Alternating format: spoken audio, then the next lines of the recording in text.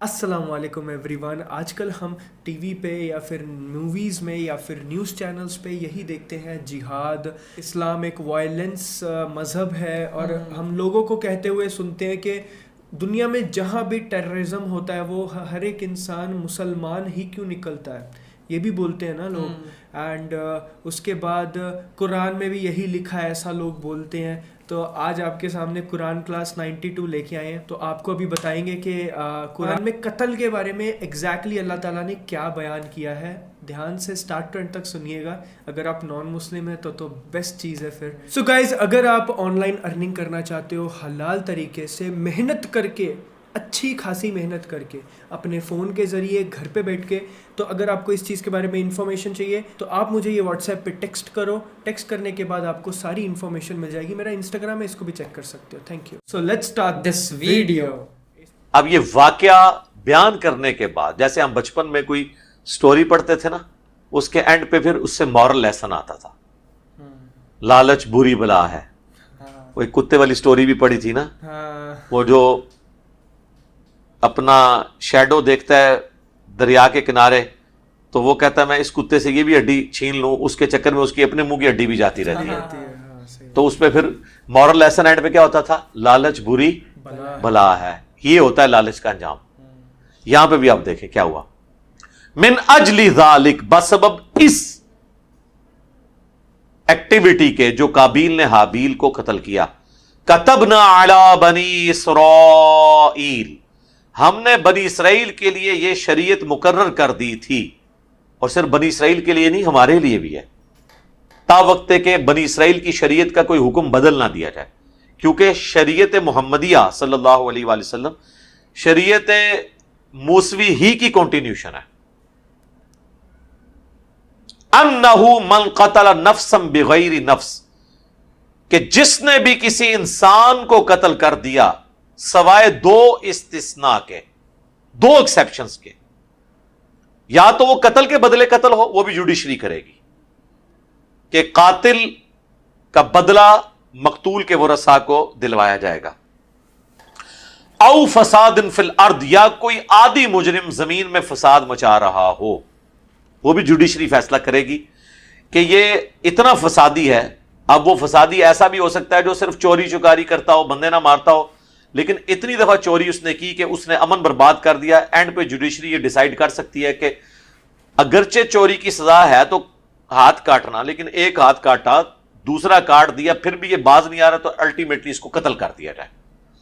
تو یہ فساد فی الارض کی سزا, یا فساد فی الارض ریٹ آف دی گورنمنٹ کو چیلنج کرنے والا, اور یا پھر قتل کے بدلے قتل ہو. یہ دو ایکسیپشنز کے سوا اگر کسی نے کسی کی جان لی فَكَأَنَّمَا قَتَلَ النَّاسَ جَمِيعًا, تو گویا اس نے پوری انسانیت کا قتل کر دیا. یہ بہت بڑا فتویٰ ہے, اس پہ میری ڈیٹیل ویڈیو ریکارڈ ہو چکی ہے. جب سورہ النساء میں وہ آیات آئی تھی نا کہ جس نے مؤمن کو قتل کیا جان بوجھ کر, اس کی جزا ہمیشہ کی جہنم ہے, اس کے کانٹیکسٹ میں میری پوری ڈیٹیل ویڈیو ریکارڈ ہے. Extra judicial activities, extra judicial killing, انسانیت کا قتل کرنے والوں. اس کے تھمب نیل کے اوپر ہم نے ہٹلر کی اور الطاف حسین کی تصویریں لگائی ہوئی ہیں. اس میں نے اس سے ریلیٹڈ جتنی آیات تھی, یہ بھی آیت کور کی تھی اس میں. بخاری مسلم سے, ترمذی ابو داؤد سے کتنی حدیثیں کور کی تھی.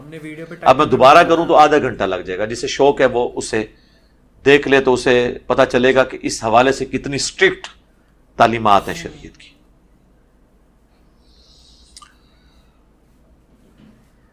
سنن نبی داؤد کے اندر حدیث موجود ہے کہ اللہ تعالیٰ یا تو کسی مومن کے قتل حق کو معاف نہیں کرے گا یا شرک کو معاف نہیں کرے گا. کتنا گاڑا فتویٰ ہے. صحیح بخاری میں حدیث ہے, جس نے ایک ذمی کافر جو کسی مسلمان سٹیٹ میں ٹیکس دے کے رہ رہا تھا ناحق قتل کر دیا, وہ جنت کی خوشبو بھی نہیں پائے گا, حالانکہ جنت کی خوشبو 40 سال سے کی مسافت سے آ رہی ہوگی. اسے خوشبو, یعنی ایک کافر کو بھی ناحق قتل کرنا. ابو داؤد نسائی میں حدیث ہے, قیامت والے دن مقتول اپنے قاتل کو پیشانی کے بالوں سے پکڑتا ہوا گھسیٹتا ہوا اللہ کے عرش کے پاس پہنچ جائے گا، اس حال میں کہ اس کی رگوں سے خون بہ رہا ہوگا، اور کہے گا اے اللہ مجھے انصاف دلا، اس نے مجھے دنیا میں کیوں قتل کیا تھا۔ اتنی سخت احادیث ہیں آپ سوچ نہیں سکتے۔ سنن ابی داؤد میں، ترمذی میں، ابن ماجہ میں موقوفاً بھی مرفوع روایت بھی موجود ہے کہ نبی علیہ السلام نے فرمایا، اور صحابی کا قول بھی ہے، وہ اسے سپورٹ کرتا ہے، کہ اے کعبہ تیری خوشبو بڑی پیاری ہے، لیکن اللہ کے نزدیک ایک مؤمن کی حرمت تجھ سے بھی زیادہ ہے۔ کوئی چھوٹی بات ہے؟ سوچو آپ۔ تو بہت سینسٹیو ایشو ہے قتل ناحق کے حوالے سے۔ ومن احیاها، اور جس نے بچا لیا کسی جان کو، یہاں پہ مسلمان کی بات نہیں ہو رہی، جان کی، انسانیت کی۔ کسی بھی انسان کی جان، فَكَأَنَّمَا أَحْيَا النَّاسَ جَمِيعًا، تو گویا اس نے پوری کی پوری انسانیت کو بچا لیا۔ ظاہر ہے جناب پوری انسانیت ہی بچ گئی نا ایک انسان کو بچانے سے، اس کی پوری نسل بچ گئی۔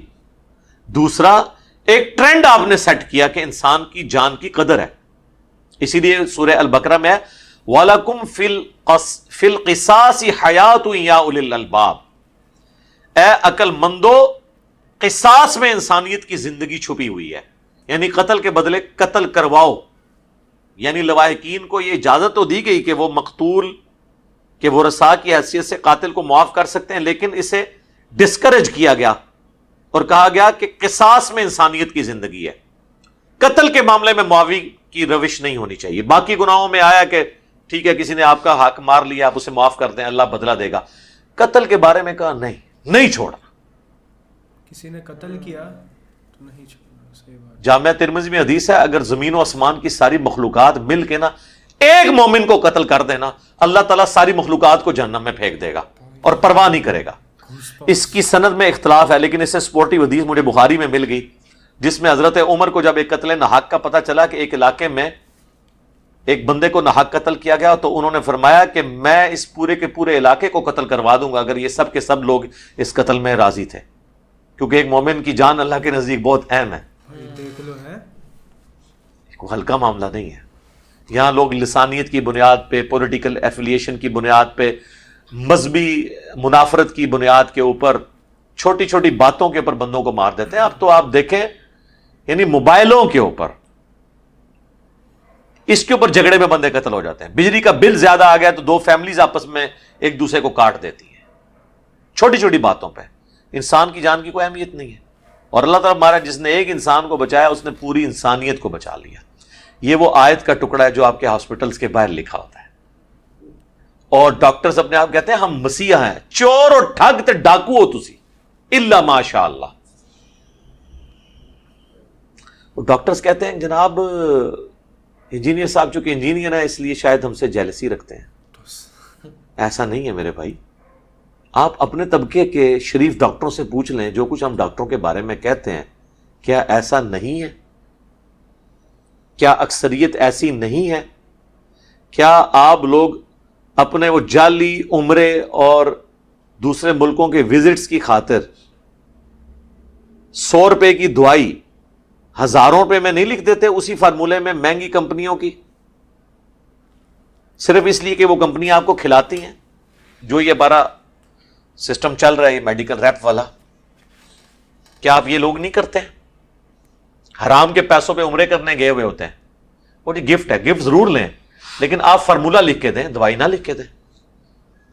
جس طرح باہر کے ملکوں میں ہوتا ہے ڈاکٹر تو دوائی نہیں لکھتا، وہ صرف سمٹمز بتاتا ہے، پھر فارمسٹ جو ہے نا وہ لکھتا ہے کہ ہاں جی اس کو یہ سالٹ چاہیے، یہ ٹھیک ہو جائے گا۔ اور یہ آپ ڈاکٹرز کے پاس، اگر آپ ڈاکٹرز آپ کو دوائی مہنگی لکھ بھی دیں نا، پریشان نہ ہوا کریں، سیدھا ہے میڈیکل سٹور پہ، ان کے پاس ایک بک پڑی ہوئی ہوتی ہے، اس دوائی کا سالٹ ان کو بتائیں کون سا ہے، آپ عام آدمی بھی جو تھوڑی سی انگریزی پڑھ سکتا ہے وہ سالٹ میچ کرے، آپ کو 20 دوائی مل جائے گی۔ آپ حیران ہوں گے کہ 400 روپے کا کیپسول آپ کو 10 روپے میں مل جائے گا اسی سالٹ کے اندر۔ وہ 400 روپیہ اپنے برانڈ کا لے رہا ہوگا کیونکہ اس نے 400 میں سے 300 روپیہ ڈاکٹر کو یا 200 روپیہ کھایا ہوگا، 100 روپیہ اپنی جیب میں ڈالا ہوگا، اس لیے وہ 400 قیمت ہوگی۔ بھائی یہ تو پتہ ہی نہیں، چند ایک دوائیاں کریٹیکل ہو سکتی ہیں جو مہنگی کمپنیوں کی ضروری ہیں، ادروائز ہو سکتا ہے یہاں پہ کسی حافظہ اللہ، کسی دامن برکاتہ مالیہ نے نہ بنائی ہو، الٹا کھانے الٹا ہی ہوتا تو کوئی ریئیکشن ہو جائے۔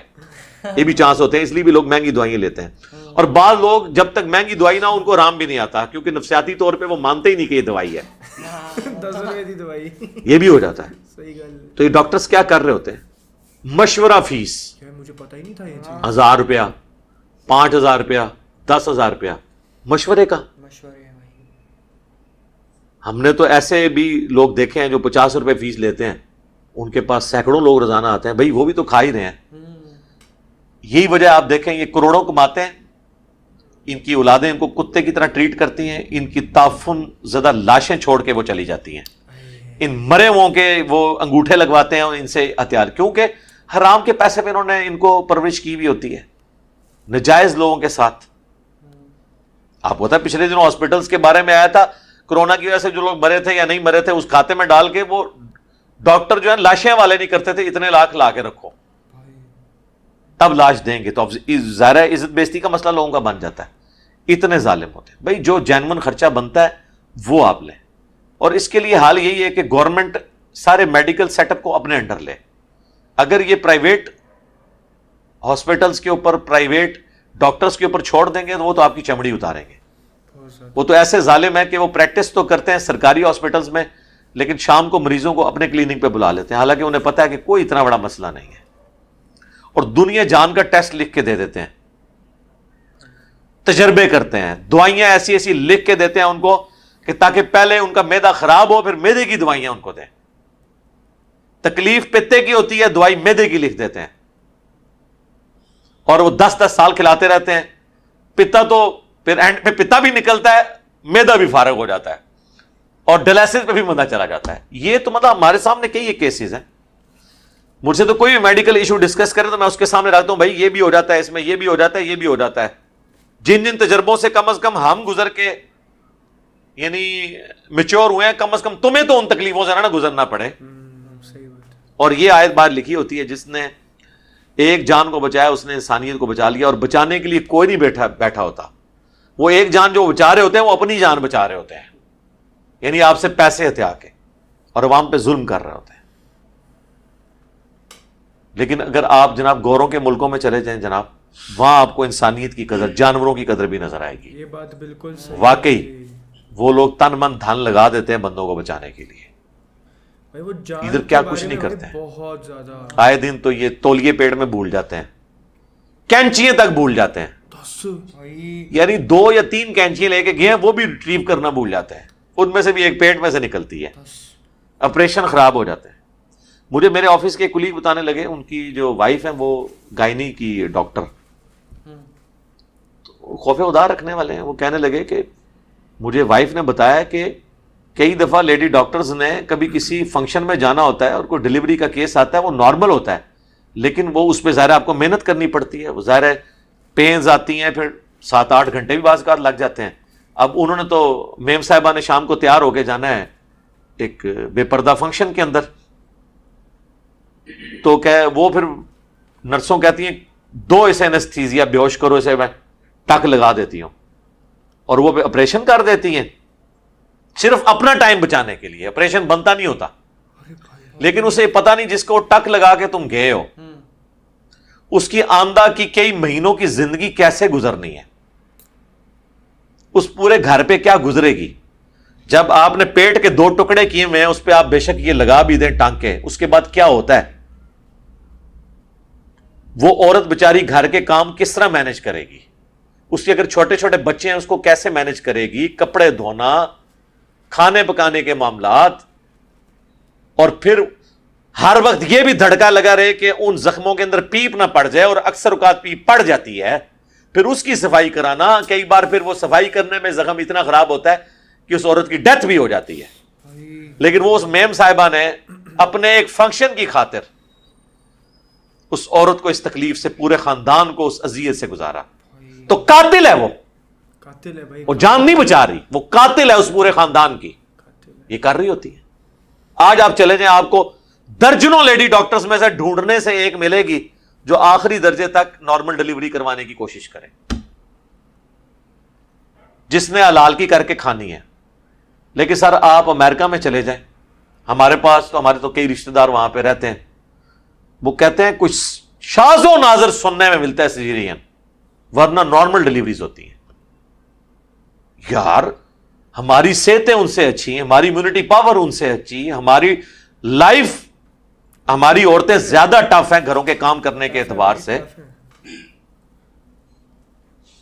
وہ وہاں پہ مینج ہوتا ہے، یہاں پہ نہیں ہوتا، صرف اس لیے کہ وہاں کے ڈاکٹرز ایماندار ہیں، ان کو پتا ہے کہ یار اس کو تکلیف نہیں دینی. ڈاکٹرز کو چھوڑ دیں یار. پولیس والوں کو دیکھا ہے، سامنے ان کا چور آ جاتا ہے نا، ایسا چور جو ان پہ گولی بھی جس نے چلائی ہوتی ہے وہ اس پہ گولی نہیں چلاتے، حالانکہ انہیں اجازت ہوتی ہے، آخری درجے تک ڈرتے رہتے ہیں کہ یار اس کو مارنا نہ پڑے، کہیں مار ہی نہ جائے. اس لیے نہیں کہ ان کی کوئی پکڑ ہو جائے گی، پکڑ کب ہونی ہے سیلف ڈیفenس کے اندر. ان کو ہوتا ہے یار انسان ہے. آپ ذرا نیٹ جیو کے اوپر کبھی واقعات یہ دیکھیں، وہ پولیس آفیسرز اپنے واقعات سناتے ہوئے خود رو پڑتے ہیں. بندہ مرا نہیں ہوتا، وہ یہ بتاتے ہوئے رو پڑتے ہیں کہ وہ آ گیا تھا میرے اس کے نیچے، میں مار سکتا تھا اسے لیکن میں نے نہیں مارا. اتنے رقیق القلب.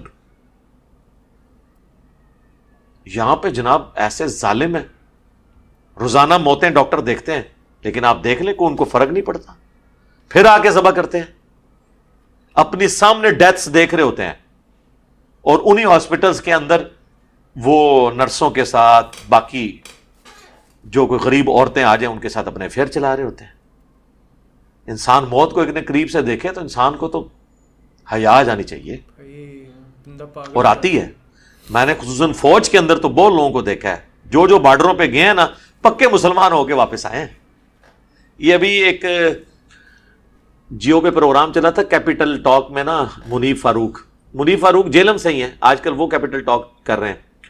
تو اس 6 ہمارا ریاکشن آن قرآن کلاس سورۃ المائدہ، جس طرح سے انہوں نے قتل کی سزا کے بارے میں بتایا، اور قتل، ناحق قتل کرنے کا جو اللہ تعالیٰ نے قرآن میں بیان کیا ہے، اینڈ وہ کتنی بڑی سزا ہے ایک مومن کو قتل کرنا، یا کسی بھی معصوم انسان کو ناحق قتل کرنا کتنا بڑا گناہ ہے سچ میں. اور آج کل کے لوگ دیکھو، آپ کو دکھیں گے وہ بولتے ہوئے، مطلب اسلام ایسا ہے، اسلام ویسا ہے. بھائی قرآن پڑھو، قرآن میں کیا لکھا ہوا ہے دیکھو. اور یہ سب سے بڑی پرابلم اور سب سے بڑا گناہ پتہ ہے کس کا ہے؟ یہ مسلمانوں کا ہے، کیونکہ مسلمان ہی مسلمان کے پیچھے پڑا ہوا ہے. آپ دیکھو پاکستان جیسا ملک، وہاں پہ کراچی، میں نے سنا ہے کراچی میں کتنا بڑا کرائم والا شہر ہے وہ، کتنا بڑا. مسلمان رہتے ہیں ادھر، تھوڑی کوئی اور رہتا ہے. اور بٹ دیکھ لو کتنے ظالم لوگ ہیں، کتنے زیادہ ظالم لوگ ہیں کہ مطلب اتنے سارے معصوم لوگوں کو وہ ناحق قتل کرتے ہیں جسٹ چوری کرنے کے لیے. میں نے کتنا سنا ہے، ہم تو ولاگ دیکھ رہے تھے، وہ آنکھوں کے سامنے دیکھا بھائی اس کے ولاگ میں، ماں صفدر کے ولاگ میں پاسپورٹ لے گئے تھے بھائی، کچھ نہ کیا پتہ نہیں کیا. بھائی لوگوں کو علم نہیں ہے. یہ جو ریپوٹیشن جو یہ ریپریزنٹ کر رہے ہیں نا اپنے اسلام کو، یہ زیادہ تر یہ مسلمان، جو ہمارے جو مسلمان ہیں نا بھائی، یہ اپنے اسلام کو صحیح سے ریپریزنٹ نہیں کر رہے، اور یہ سب سے بڑا گناہ ہے ان کا. اور ہمیں ان لوگوں کو سمجھانا بہت زیادہ ضروری ہے. اگر ہم نہیں سمجھائیں گے تو یہ ہماری غلطی ہے. Being a Muslim we have to make them understand that this is wrong, you can not do this. اللہ تعالیٰ تمہیں پکڑے گا اس چیز پہ، اور جب پکڑے گا تو تم کہاں جاؤ گے بھیا، کیا ہوگا تمہارا. سو گائز آئی ہوپ آپ کو ویڈیو اچھا لگا ہوگا. اچھا لگا ضرور بتائیے گا کمنٹ سیکشن میں. تو ملتے ہیں اگلے ویڈیو میں. Bye, take care, see you.